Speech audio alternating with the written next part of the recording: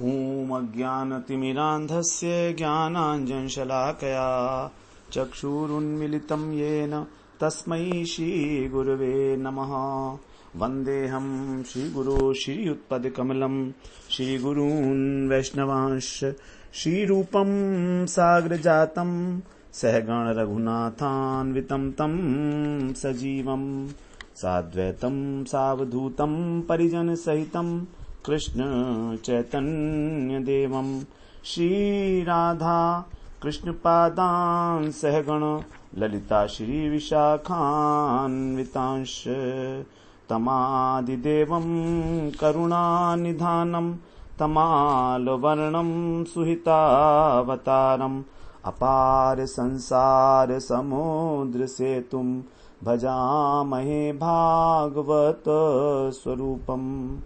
हे देव हे दैत्य हे भुवनैक बंधो हे कृष्ण हे चपल हे करुणैक सिंधो हे नाथ हे रमण हे नयनाभिराम हा हा कदानुभवितासि पदं दृशोर्मे श्री कृष्ण चैतन्य प्रभो नित्यानंद श्री अद्वैत गदाधर शिवसदी गौर भक्त वृंद हरे कृष्ण कृष्ण कृष्ण हरे हरे हरे राम राम राम हरे हरे।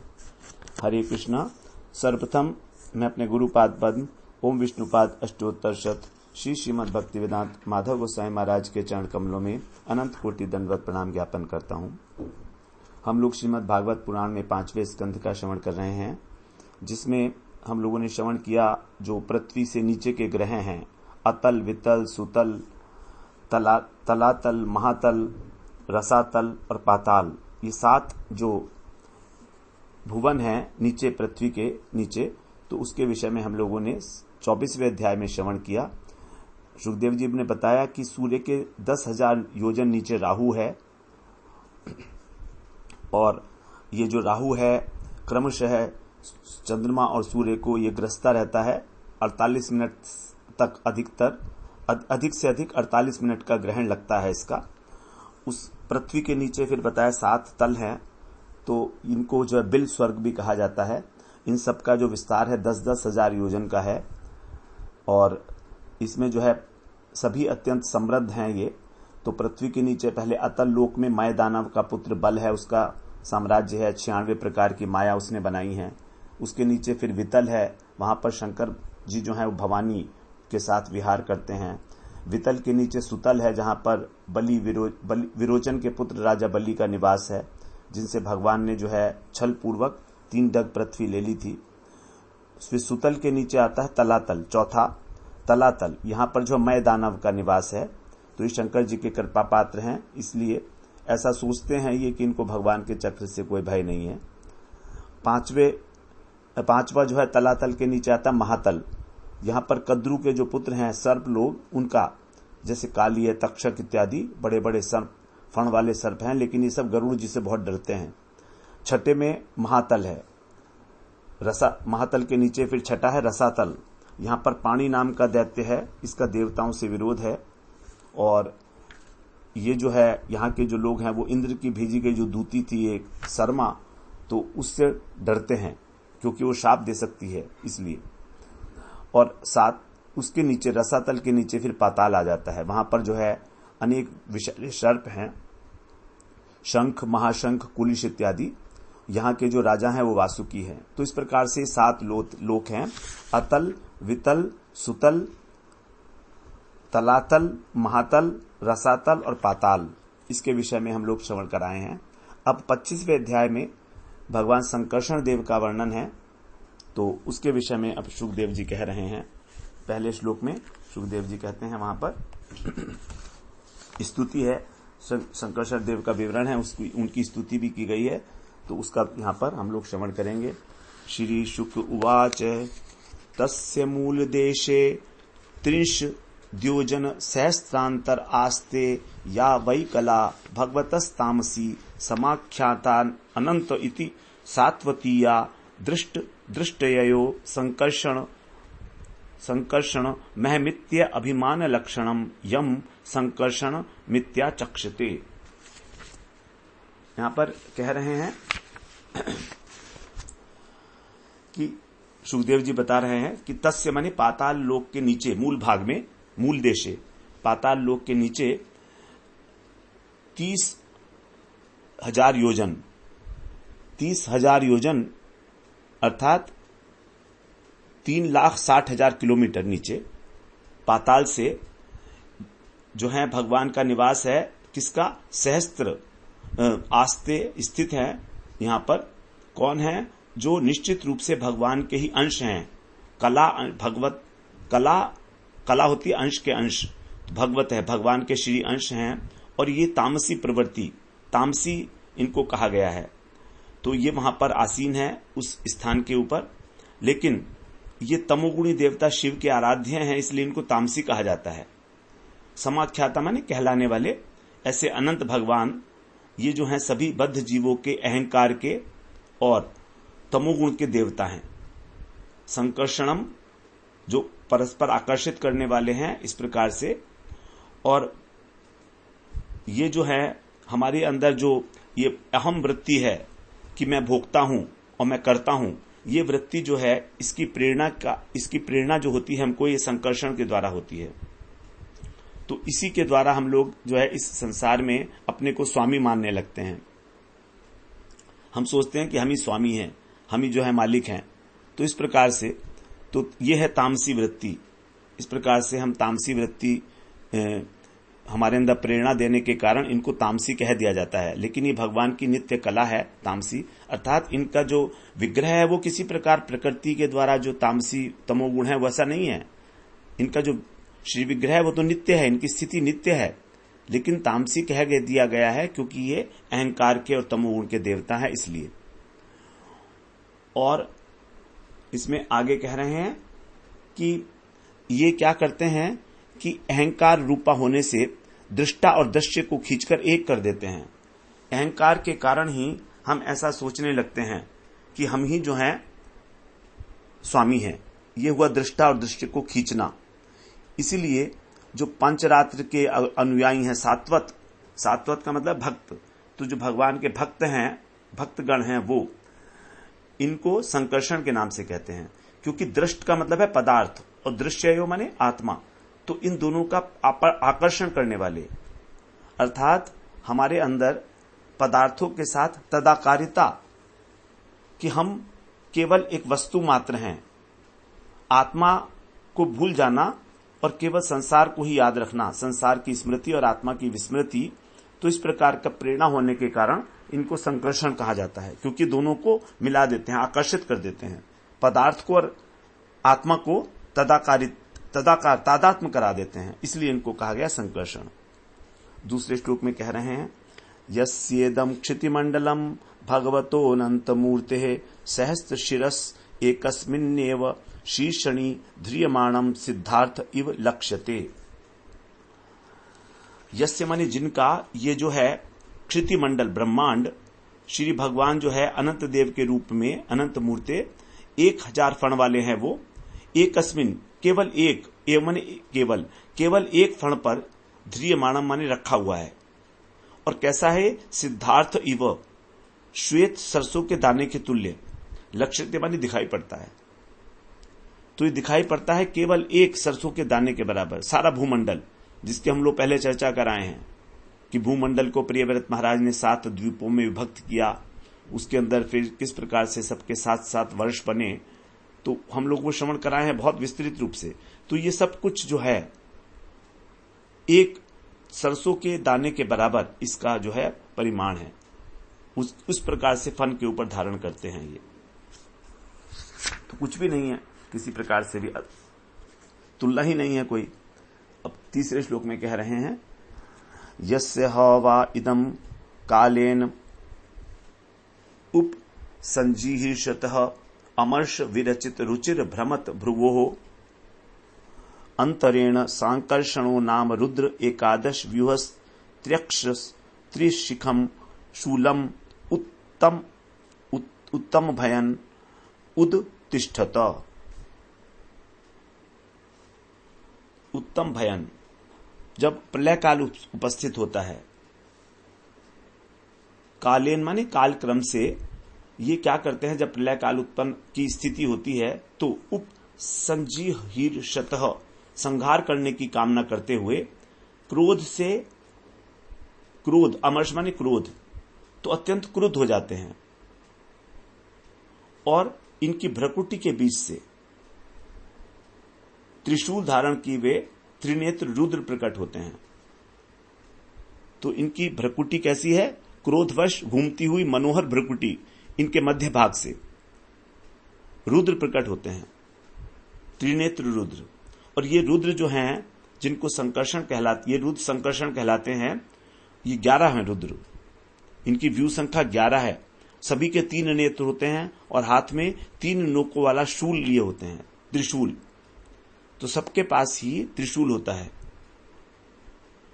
और सारी सृष्टि के संहार के जो हेतु हैं वो यही है, इसलिए वो त्रिशूल लेकर पैदा होते हैं। चौथे श्लोक में बोल रहे हैं, यस्य अंघ्रि कमल युगलारुण विशद नख मणि षण्ड मंडलेषु अहिपतः सह सात्वत ऋषभैः एकांत भक्ति योगेन अवनमन्तः स्ववदनानि परिस्फुरट कुंडल प्रभा मंडित गंड स्थलानि अति मनोहराणि प्रमुदित मनसः खलु विलोकयन्ति। यहां पर कह रहे हैं भगवान संकर्षण के जो चरण कमल हैं वो कैसे हैं? अंघ्रि कमल माने चरण कमल, दोनों युगल में दोनों अरुण विशद, अरुण रंग के हैं और गोल गोल, बिल्कुल गोलाकार, मंडलेशु मणिषंड, मणियों के समान। इनके जो है नख मणियां हैं, नख जो है मणियों के समान है, मणियों के समान दैदीप्यमान है। और जब भक्तों के सहित अहिपत है, सर्पों के स्वामी, सह सात्वत ऋषभई, श्रेष्ठ भक्तों के साथ जब सर्पों के स्वामी अहिपत एकांत भक्ति योग से इनको अवनमन्तः, नमस्कार करते हुए, स्ववदनानी, अपने बदन को, जो सर्पों के स्वामी हैं वे अपने बदन को, अपने मुखों को और देखते हैं, अपने मुखों की छाया जो है इनके चरण नखों में देखकर अत्यंत प्रमुदित हो उठते हैं, प्रसन्न मन से देखते हैं। और उनके गालों के ऊपर जो कान की दैदीप्यमान बालियां दमकती हैं, उससे उनकी कांति जो है अत्यंत मोहित हो जाती है। वर्णन है यहां पर कि इनके नखचंद्र जो है इस प्रकार के हैं कि उसके अंदर अपना प्रतिबिंब दिखता है और उनका मन आनंद से भर जाता है। और जब उन नखमणियों में वे अपने मुखारबिंद की झांकी देखते हैं तो उनका मन भर जाता है आगे। और उन गालों पर जो है कान की दैदीप्यमान बालियां दमकती है, इन्हीं के अनंत शेष के। आगे कहना यस्यैव ही राज नागराज कुमार आशीष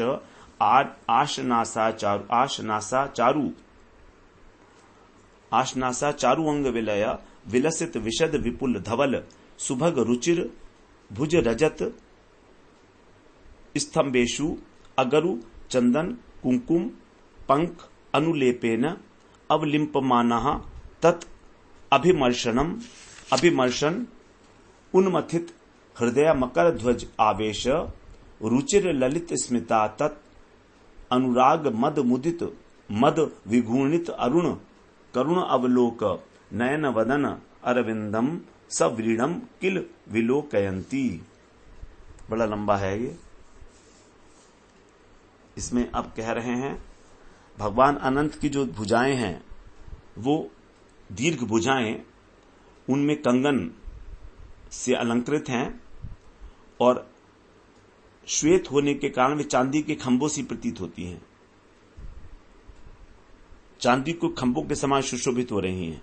लंबी लंबी श्वेत वर्ण की भुजाएं जिन पर जो है वलय विलसित कंगन जो है बंधे हुए हैं, बाजूबंद बंधे हुए हैं। विलय वलय वल इतनी बाजूबंद नहीं है, वलय है कंगन। जब भगवान की आशीर्वाद लेना चाहती हैं ऐसी नागराज कन्या, नागों की कन्या, तो उनकी बाहों में भगवान की अगरू, चंदन और कुमकुम का लेप लगाती हैं। जो नाग कन्याएं हैं, अर्गजा, चंदन और कुमकुम का। उस समय जब इनका अंग स्पर्श होता है नाग कन्याओं से, तो नाग कन्याओं के हृदय में काम का संचार हो जाता है, कामेच्छा जागृत हो जाती है। अब जब उनके मनोभावों को भगवान समझ लेते हैं तो इनकी ओर कृपापूर्ण मुस्कान से देखते हैं और ये सोचकर लजा जाती हैं नाग कन्याएं कि उनके मनोभाव को भगवान जान गए हैं। इस प्रकार ये भगवान की जो मुस्कान सहित मुख कमल है उसकी छवि को निहारती रहती हैं, जो हमेशा ही भक्तों के प्यार से प्रमुदित है और मद विवल घूमती हुई लाल लाल आंखों से सुशोभित है। तो भगवान का जो नयन है वो है मद विवल और सकरुण अरुण, करुणा के सहित वो अरुण नयन से सुशोभित रहते हैं हमेशा। तो इस प्रकार जो नाग कन्या हैं इनको निहारती रहती हैं प्रेम से। तो यहां पर ये स्पष्ट होता है कि जो अलौकिक देह है भगवान की और नाग कन्याएं भी जो है, तो उस अलौकिक देह के स्पर्श से भी काम की जागृति हो सकती है, क्योंकि जन्मादस्य यतः में आदि जो है उसको श्रृंगार रस कहा गया है। तो श्रृंगार रस जो है वो भी भगवान से ही उत्पन्न होता है इस प्रकार से। लेकिन फिर भी जो आध्यात्मिक काम है और प्राकृत काम है उनका अंतर वैसा ही है जैसे कि सोना और लोहा। तो प्राकृत जगत में काम जो है वो लोहा है, अत्यंत निंदनीय कहा गया है, और जो परमार्थिक जगत में काम है जैसे गोपियों का प्रेम है कृष्ण के प्रति, वो सर्वथा सब हमेशा वंदनीय है सोने की तरीके से। अब छठे श्लोक में कहते हैं, स एव भगवान अनंतो अनंत गुणार्णव आदि देव उपसंहतामर्ष रोष वेगो लोका नाम स्वस्थय आस्ते। भगवान संकर्षण अनन्य गुणों के सागर हैं, इसी वे अनंत कहलाते हैं, अनंत गुणों के सागर होने के कारण। और वे अमर्ष के और रोष के वेग को रोके हुए हैं, क्योंकि समस्त जीवों के ऊपर उन्हें कल्याण करना है, इसलिए तो अपने क्रोध को वो रोके हुए हैं, ऐसे सहनशीलता को रोके हुए हैं। इस प्रकार अपने धाम में निवास करते हैं, क्योंकि जब वो ये देखते हैं कि इस जगत का व्यक्ति इस संसार के ऊपर प्रभुत्व जमा के स्वयं भगवान बनने की चेष्टा कर रहा है, तो उनको क्रोध आता है और उसको वो रोक लेते हैं, क्योंकि उनके अंदर तो कल्याण है, परम दयालु हैं वो, इसलिए। और कभी कभी रोष प्रकट करते भी हैं, तब विनाश हो जाता है इस पृथ्वी का। आंशिक रूप से विनाश होते हुए देखा जाता है बीच बीच में किसी समय, क्योंकि भगवान जो है सभी को, जो सृष्टि हुई है इस जगत की इसलिए हुई है कि सबको हमें एक अवसर मिले भगवान के धाम में जाने का दोबारा, इसलिए। अब आगे कह रहे हैं, ध्यायमान सुरासुर उरग सिद्ध गंधर्व विद्याधर मुनि गणई अनवरत मद मुदित विकृत विवल लोचन सुललित मुखरिक अमृतेन आप्यायमान है स्वपार्षद विबुध यूथ पतीन अपरिम्लान राग नव तुलसिका मोद मधु आसवेन माद्यन मधुकर व्रात मधुर गीत श्रियम वैजयंतीम स्वाम वनमालाम नीलवासा एक कुंडल हल ककुधि कृत सुभग सुंदर भुज भगवान महाइंद्र वारणेन्द्र इव कांचनीम कक्षाम उदार लीले विभर्ती। सुखदेव जी कहते हैं, देवता असुर सर्प सिद्ध गंधर्व विद्याधर अनेक संत भगवान की निरंतर प्रार्थना करते हैं, इसलिए वे मद से विवल प्रतीत होते हैं और उनके नेत्र जो हैं वो इधर उधर गति करते रहते हैं।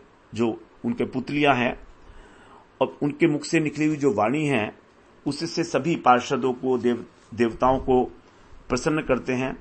और उनका जो स्वरूप है वो क्या है, नीलांबर धारण किए हैं, कान में एक कुंडल है, अपनी पीठ पर हल को दोनों हाथों से पकड़ रखा है, श्वेत रंग है इंद्र की भांति, कटी में स्वर्णिम मेखला है, गले में तुलसी दल की माला है, वैजंती माला, और तुलसी दल की मधुर गंध से आकर्षित होकर जो भौरे हैं वो माला के ऊपर मंडराते हैं, तो जिससे माला और भी अधिक सुंदर लगने लगती है। स्वरूप का वर्णन है भगवान के 8वें श्लोक में कहते हैं, य एष एवं अनुश्रुत ध्यायमान है मुमुक्षुणाम अनादिकाल कर्म वासना ग्रथितम अविद्यामयम हृदय ग्रंथिम सत्वरजतमयम हृदयम गतय आशु निर्भिन्नति तस्य अनुभावान भगवान स्वयं भुव नारद सह तुम्बुर्णा सभायाम ब्राह्मणे संश्लोकयामास। तो यहां पर बता रहे हैं 8वें श्लोक में इस प्रकार भगवान अनंत का जो महात्म्य है उसको श्रवण करने से, ध्यान करने से जो मुमुक्षु हैं उनकी अनादिकालीन कर्म वासना से जो हमारा सत्व रज और तम रूपी अविद्या है, हृदय ग्रंथि है, वो तत्काल कट जाती है, काट देते हैं उसको। जब हम उनका श्रवण करते हैं, उनका ध्यान करते हैं, दृढ़ता से बंधा हुआ जो हृदय के भीतर गांठ है हमारी प्रकृति से तीनों गुणों से युक्त, ये आशु माने शीघ्र ही निर्भिन्नति कट जाती है। और ऐसे गुणों का भगवान के अनंत गुणों का जो वर्णन है, एक बार ब्रह्मा जी के पुत्र नारद जी ने तुम्बुरु के साथ ब्रह्मा जी की सभा में किया था। तो यहां पर अब जो ब्रह्मा जी ने स्तुति की है संकर्षण जी की, उनका जो वर्णन किया है, हम लोग 9वें श्लोक से उसे श्रवण करेंगे। तो बताते हैं कि भौतिक जीवन से जो मुक्ति चाहते हैं वे लोग शिष्य परंपरा से प्राप्त जो गुरु है उसके मुख से इनके यश को सुनते हैं और श्रवण करके फिर भगवान उसके अंतःकरण में प्रवेश करते हैं। आगे अब नारद जी जो हैं स्तुति गाते हुए कह रहे हैं, उत्पत्ति स्थिति लय हे तवोस्य कल्पा सत्वाद्या प्रकृति गुणा यदि क्षयासन यद रूपम ध्रुवमकृतम यद एकमात्मन नानाधात कथमुह वेद तस्य वर्तम। उत्पत्ति स्थिति और लय इसके जो मूल कारण हैं इस जगत में, कैसे होता है ये? उनकी दृष्टि पड़ने से, इक्षया केवल दृष्टि मात्र से प्रकृति के अंदर जब ईक्षण करते हैं तो ये जगत की सृष्टि उत्पत्ति हो जाती है।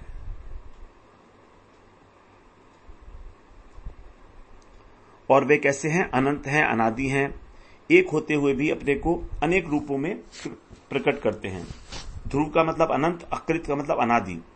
तो एक होते हुए भी इस जो प्रपंच है त्रिगुणात्मक, इसको अपने में धारण किए हुए हैं। भगवान ने कहा कि जगत मुझ में है और मैं जगत में नहीं हूं, तो अपने ऊपर धारण किए हुए हैं इस प्रपंच को और नाना रूपों में जो है प्रकट करते हैं अपने को। तो उन संकर्षण भगवान के तत्व को हम कैसे जान सकते हैं? कोई कितना भी महान वैज्ञानिक हो, दार्शनिक हो, भगवान के जो कार्य की विधि है उसको हम नहीं जान सकते किसी भी प्रकार से। ये जो है नारद जी कह रहे हैं।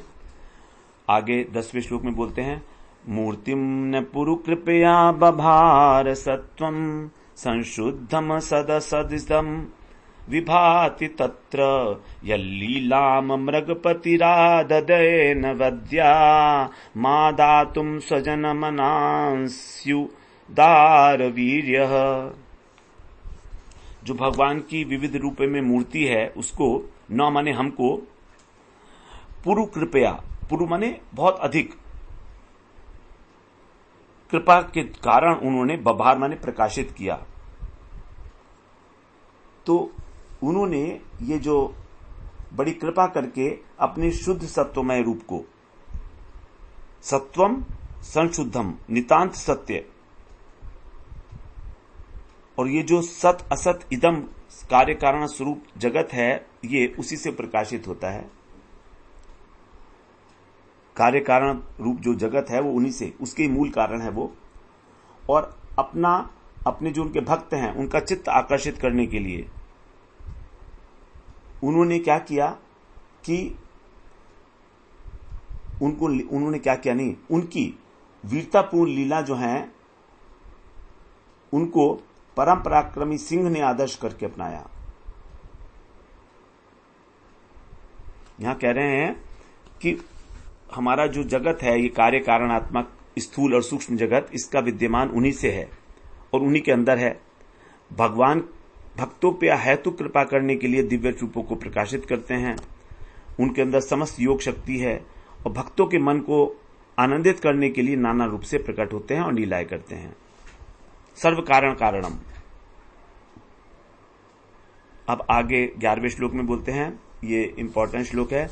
यन्नाम श्रुतमनुकीर्तयेद कस्मा दार्तो वा यदि पतितः प्रलभन्नाद्वा हन्त्यहं सपदि नृणाम शेषमन्यम कम शेषाद भगवत आश्रयेन मुमुक्षु। जिनका नाम एक बार भी सुना जाए अथवा कीर्तन किया जाए तो उससे कोई पीड़ित व्यक्ति अकस्मात दैव योग से जो आर्त है, पीड़ित व्यक्ति हो अथवा पतित हो अथवा हंसी में प्रलंभनात्, प्रलंब से मतलब हंसी के अंदर, हंसी मजाक में उनका उच्चारण कर ले भगवान के नाम का, तो वो जो पुरुष है तुरंत पवित्र हो जाता है। जब उसका जाप करता है, श्रवण करता है, कीर्तन करता है, हंसी के अंदर भी चाहे दैव योग से, और जो उसे सुनता है वो भी। इसलिए जो भौतिक बंधन से छुटकारा चाहता है व्यक्ति, वो भगवान शेष के नाम जप से कैसे कतराएगा, अर्थात वो किसकी ओर शरण में जाएगा इस प्रकार के भगवान को छोड़कर।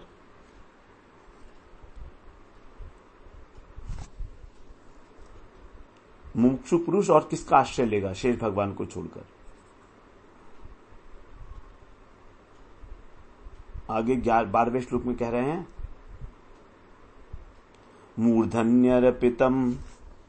मूर्धन्यर्पितम अणुव्रत सहस्त्र मूर्धनो भूगोलम सगिरि सरित समुद्र सत्वम आननत्यात अनिमित विक्रमस्य भूम्ना कह वीर्याणि अधि गणयेत सहस्त्र जीव। अपरिमित होने के कारण भगवान कैसे हैं? अपरिमित। उनको जो है हम नाप नहीं सकते, तो हम उनकी शक्ति का अनुमान नहीं लगा सकते। उनके जो वीर्य है, शक्ति, उनका अतिशय गुण, उनके प्रभाव असीम है।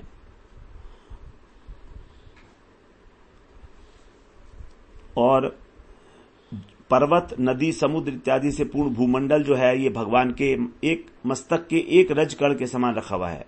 पहले कहा था सरसों का बराबर, अभी रज कण कहा है।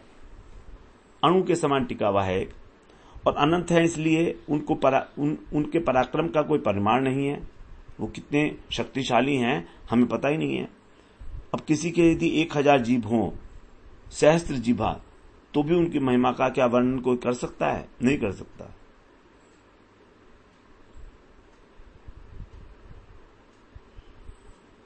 आगे अब कह रहे हैं 13वें श्लोक में, एवं प्रभावो भगवान अनंतो दुरंत वीर्योरुगुणानुभावः मूले रसाया स्थित आत्मतंत्रो यो लीलया क्षमां स्थित विभरति। एवं प्रभाव, इतना शक्तिशाली प्रभाव है भगवान अनंत का। दुरंत वीर्य, अपार शौर्य, उरु माने महान, दिव्य गुण और यशों से युक्त है। तो उनका जो गुण है उसका कोई अंत नहीं है। उनका शौर्य, शक्ति उनकी अनंत है और वो स्वयं जो है अपने आप से ही स्थित हैं। ऐसा होने पर भी वो सबके आधार हैं। आत्मतंत्र का मतलब अपने ही महिमा में स्वतंत्र हैं और संपूर्ण लोगों की स्थिति के लिए वो पृथ्वी को धारण किए हुए हैं आधार के रूप में। तो समस्त ब्रह्मांड को आधार प्रोवाइड करते हैं। अब आगे 14वें श्लोक में बोलते हैं, एता ही एव निभिरूप गंतव्या गतय यथा कर्म विनिर्मिता यथा उपदेशम अनुवर्णिता कामान काम यमानई। हे राजन, मैंने जो कुछ भी सुना था अपने गुरु से, वो तुम्हें बता दिया। और भोगों की कामना वाले जो पुरुष हैं उनकी कर्मों के अनुसार प्राप्त होने वाली यही गतियां हैं। कर्मों के अनुसार उनको जो गति मिलती है, सकाम कर्मों के अनुसार, तो मैंने तुमको इस प्रकार का जो वर्णन कर दिया जगत की पूरी सृष्टि का, तो उनको जो अपनी भौतिक कामनाओं के कारण जो बद्ध जीवों को अनेक प्रकार के लोकों में स्थान प्राप्त होते हैं, तो इस प्रकार से वो सकाम कर्म करके अपनी कामनाओं के अनुसार जो है इस सृष्टि के भीतर ही जो है पड़े रहते हैं आवागमन के चक्र में, वो छूट नहीं पाते यहां से।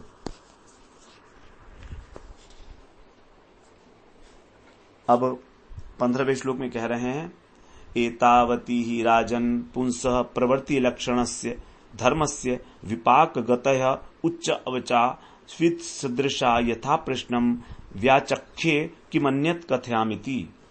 हे राजन, इस प्रकार से मैंने तुम्हें बताया कि मनुष्य को प्रवृत्ति रूपी धर्म में जब वो प्रवृत्त होता है तो उसको दो प्रकार की ऊंची और नीची गतियां प्राप्त होती हैं, विलक्षण है जो परस्पर अपनी इच्छाओं के अनुसार जो कार्य करते हैं, अर्थात जो प्रवृत्ति धर्म में प्रकट होते हैं, प्रवृत्त होते हैं कि कुछ करना है, प्रवृत्ति है, तो उसी के अनुसार उनको उच्च और निम्न लोकों में अलग अलग शरीर धारण करने पड़ते हैं। और अब आप कह रहे हैं कि आपने जो प्रश्न पूछा था मैंने उसके अनुसार आपको उत्तर दे दिया है, अब और बताओ मैं आपको क्या सुनाऊं। किम अन्यत कथयामिति, और क्या कहूं, इस प्रकार जो है सुखदेव महाराज ने कहा परीक्षित जी से। यह अध्याय पूरा हो गया हमारा। यहां पर इसमें कम ही श्लोक थे, 15 श्लोक थे, तो नारद जी की स्तुति है इसके अंदर मुख्य रूप से, और अनंत शेष जो भगवान के जो है अवतार हैं, भगवान के ही जो अंश हैं, कला हैं, तो उनका यहां पर वर्णन किया गया। अब हमारा इस पंचम स्कंद में और अंतिम हमारा अध्याय होगा 26वां अध्याय, जिसमें नरक के विषय में वर्णन किया जाएगा। क्योंकि यहां पर सुखदेव जी ने पूछा राजा से कि और क्या जानना चाहते हो, तो परीक्षित महाराज ने यहीं पर ही जो बात कही थी कि ऊंची और नीची गतियां हैं अपने कर्म के अनुसार, ऊंचा लोक भी मिल सकता है, नीचा भी। तो इसी प्रश्न को अब परीक्षित महाराज पूछेंगे कि इन गतियों के अंदर जो है इतनी विभिन्नता क्यों है, क्या इनके अंदर वेरिएशन है, क्या चेंजेस हैं, कि जो अच्छा कार्य करने वाला व्यक्ति है वो कहां जाता है, और बुरे कार्य के अंदर भी किस किस प्रकार के कार्य हैं, कहां कहां जाएंगे। ये सारी गतियों का वर्णन आगे हम लोग, नरक का जो वर्णन है, 28 नरकों का वर्णन, प्रधान नरक हैं, उसका वर्णन हम लोग 26वें अध्याय में श्रवण करेंगे।